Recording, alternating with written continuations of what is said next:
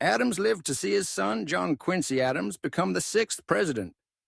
He was proud, but also humble, knowing the Republic was greater than any one man. He once said, "Liberty once lost is lost forever." He spent his life making sure it never was. Part 2. Trials of the Presidency. Story format presentation. It was 1797. The ink on the Constitution had barely dried, and America stood uncertain on the world stage. When John Adams stepped into the shoes of George Washington as the 2nd President of the United States, few understood how fierce the coming storms would be.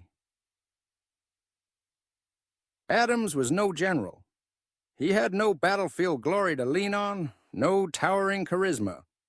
But what he had was fierce conviction, iron logic, deep patriotism, and a willingness to endure personal cost for the public good.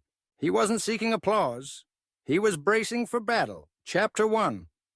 A Nation in Turbulence. The new president inherited a young republic still finding its footing. America was torn between loyalties. Some admired Britain's stability. Others, like Adams' opponents, were enchanted by France's revolution. But that revolution had turned bloody. France, now under the grip of its own radicals, began seizing American ships. Adams tried diplomacy. He sent envoys. France insulted them, demanding bribes to even negotiate. The news exploded across American newspapers. The people were enraged. Thus came the XYZ affair. Adams published the dispatches, replacing the French agents' names with the letters X, Y, and Z.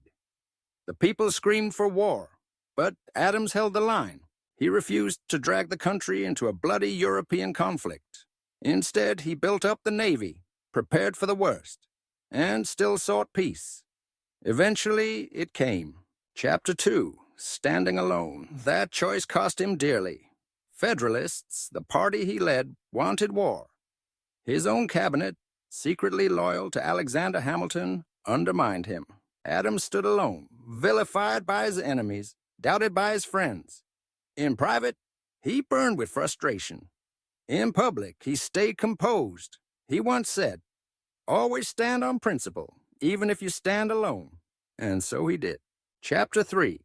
The Alien and Sedition Acts. With the country on edge, Adams signed 4 controversial laws in 1798. Measures to control immigration and silence dissent. The Alien and Sedition Acts. They allowed the government to deport foreigners and jail critics of the president. Supporters said it was for national security. Opponents saw tyranny. Even Thomas Jefferson, once his friend, became his fiercest critic.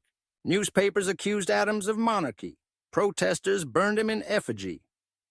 America's grand experiment in democracy trembled. Yet Adams never jailed Jefferson. He never shut down opposition. He fumed, but let democracy breathe. Chapter 4. The Election That Tore a Friendship. In 1800, Adams and Jefferson faced off in one of the nastiest campaigns in U.S. history. Federalists called Jefferson godless. Republicans called Adams a tyrant. Whispers, slanders, anonymous essays filled the press. Adams lost. And quietly, without bitterness in public, he left Washington before dawn on Inauguration Day. No ceremony, no farewell speech, just dignity. But before leaving, Adams made one final move that would outlast any victory. He appointed John Marshall as Chief Justice.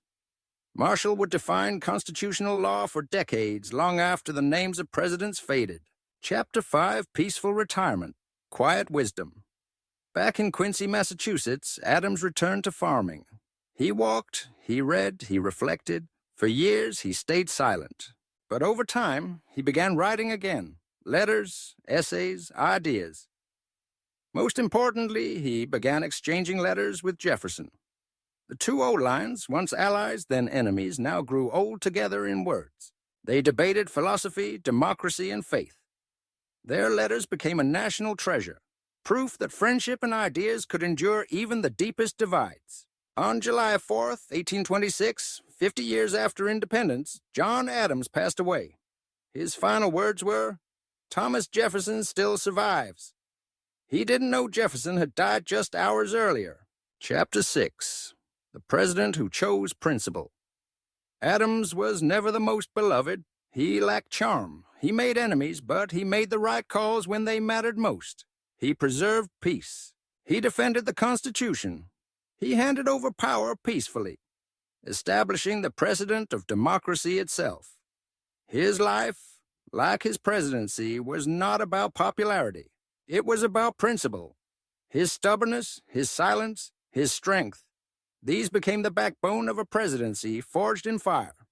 He once wrote, "Liberty cannot be preserved without a general knowledge among the people." So he educated them, he challenged them, and then he trusted them. Part 3. Legacy Beyond the Presidency.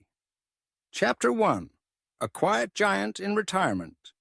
After losing the bitter election of 1800, John Adams returned to his home in Quincy, Massachusetts.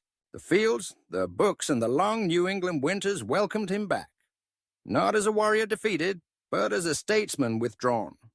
He did not sulk, he did not scheme. Instead, he watched as the republic he helped forge took its next steps.